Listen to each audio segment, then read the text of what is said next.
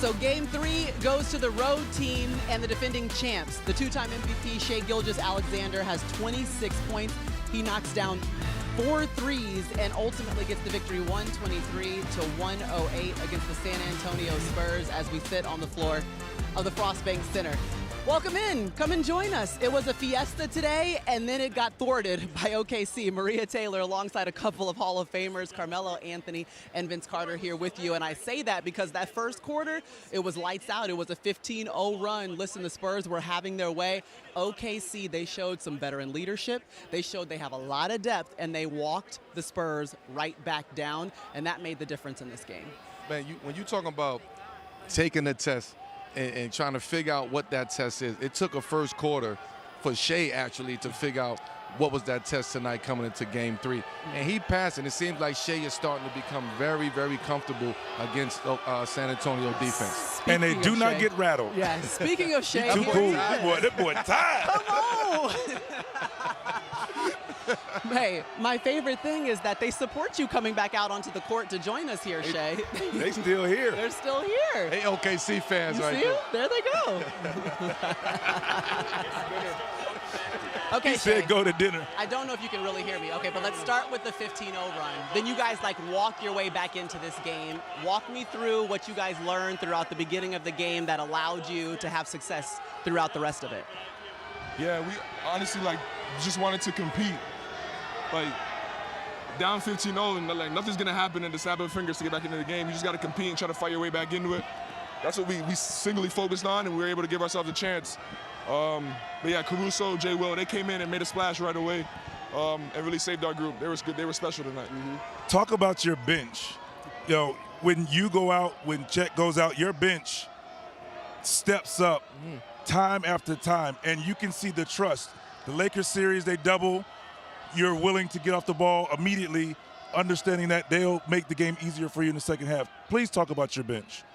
Yeah, they do a great job of just being ready. Isaiah Joe barely played in a couple games. He comes in, makes a big shot, gets some big stops. And then the loud plays, obviously, Jerry McCain, Jalen Williams, Alex Caruso. But we just have in our locker room, it's next man up, no excuses, and we live and die by that, and guys just walk that walk every day. And so it's no surprise to us when they come out here and play big. What is the difference between last year's postseason Shai and this year's postseason Shai? What is the shift in the mindset?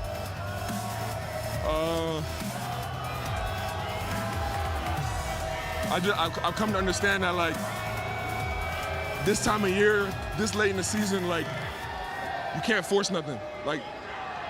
Teams are going to do a really good job. The personnel is really, really, really good on both ends of the floor of making you do what they want you to do. And when they do that, there is an answer to it, but you just can't force it. You got to take what they give you and trust the process. And I think I've done a good job of that. The head of the Snakes on our team have done a good job of that all year. And that's why last series we saw a lot of double teams. We played well through it. And in this series we're seeing it a little bit and we're playing well because of that. We, the world, the people, know, think, and see how this team is good. Explain to the world why the Oklahoma City Thunder are so good, particularly when you're missing a guy like J-Dub. Why? We have really good basketball players, first and foremost. Guys work their tail off, and they're really good at the game. And then in our locker room, we always say this, everybody's live. If there's something that you think you're good at on the basketball court, go out there and do it, and don't worry about nothing else. We try to give everyone confidence from the day they walk into the building. Jerry McCain's first game, I was like, bro, don't worry about nothing else besides you playing your game. And that's all that really matters, because on the biggest stages, we need guys confident and ready to make the next basketball play. Yeah, my favorite thing is that you can tell him to calm down 1 minute, then he can show up and show out in the next minute, and that's what you needed from him in game 3. I don't know if you saw the graphic, but it was 76 bench points. Yeah. More than impressive. But we haven't talked to you since you won the MVP for the second time straight. Listen, so can we just give you a little congratulations, little clap on the back for that? Listen, okay? But just talk to us about what it means, and then you're getting that award. And we talked about it even in game 1. That was a lot that you had to go through emotionally to be there and then make it through a double overtime game to be at this point in the series. Just describe what that kind of whirlwind feels like for you. Yeah, it's amazing. when all the emotions are going, when all the distractions are going, like when all the stress is at its highest level, I always just try to think like, what would the little kid Shea say being here today? You know what I mean? Like, I'm so blessed to be in this position, have these teammates, have these guys around me, my family around me, just to enjoy these moments. And so many people will kill to be in my shoes, and I'd be crazy not to take advantage and just be grateful for the moment. I feel like another thing you would say is like, what would I tell Aries? What would I tell Aries? That's the question that you could be asking yourself too, right? Dad had a good head on the shoulders, yeah.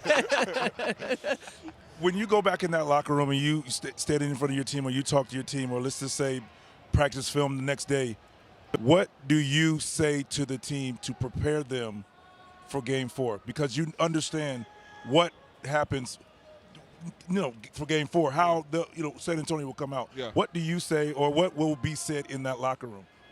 Yeah, we have to learn the mistakes, obviously, from the night. And that's what every game's about, whether you win or lose. Like, you got to look at the mistakes. Nobody plays a perfect game, and you got to get better from them. Yeah. And if you do that, you set yourself in the right direction first and foremost. And then, like, no matter what's going on, I'm going back. Guys have to be confident. Guys have to come out here like they're the best player in the world from 1 through 15 and act like it and give ourselves a chance.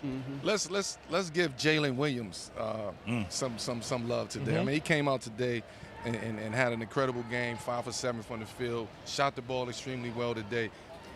He gives you guys a different dynamic on your team. He can stretch the floor. He played defense. He's up in the pick and roll. Was that an emphasis coming into Game 3 to utilize Jalen Williams a lot more today? I don't think it was like a specific emphasis, but I think like with the size they have and them playing double big, it just allowed us to play him more. Yeah. And then he competes. Was ready. Yeah, he just competes. Like when we were down 15-0, he was the first guy screaming in the timeout. Like he competes, and you need guys like that, especially when you're in situations like that. He came and he brought it right away. Like him and AC came off the bench and changed the game with the snap of their fingers. Without them, we don't win tonight. So hats off to those guys. Especially on the road. One more question then. So when y'all come into a game, you don't know whose game is about to be. It's just whoever takes the torch and runs with it? Yeah, whatever. We all go out there and make the right, confident basketball play, and whatever happens, happens. Like situational basketball. They're going to have a game plan, and we're going to attack it and try to make the best basketball play for ourselves and each other and put ourselves in situations to be successful offensively. And then defensively, we know what we do. So, yeah, it could be anybody's night, any night. All right, everyone's making their moves. Y'all had a checkmate tonight. Congratulations on the win. I know. And also, coach, Shea, thanks for going in there and come back out to see us. Yeah, it was a long walk. I know. Hey, we said no chance. No chance he coming back. He's Shea's not MVP. coming back. That's a two-time MVP. We appreciate it, Shea. Thanks for joining us. Appreciate it. So there you go. Game 3 goes to that guy, the two-time MVP and the Oklahoma City Thunder. The fans still, I think they finally ushered him out a little bit. They have to go home eventually. They got dinner dates. Hey, that's what Shea said. They need to go eat. Listen, Shea came in here and ended the fiesta. Let's go into the podium. Mitch Johnson has just stepped up. Mitch, game efforts by De'Aaron and Dylan, but how much were they hampered by those injuries? And De'Aaron now, how is he? I haven't asked how they're doing. I'm sure they're beat up. They're giving us everything they got, so it's commendable, just the fight that they have. And it's that time of the year where guys are playing with more than bumps and bruises, so just tip the cap and ask as much as they can give. No, Dylan's injury, of course, played into this, but the bench disparity, what's holding the bench back, particularly Keldon? I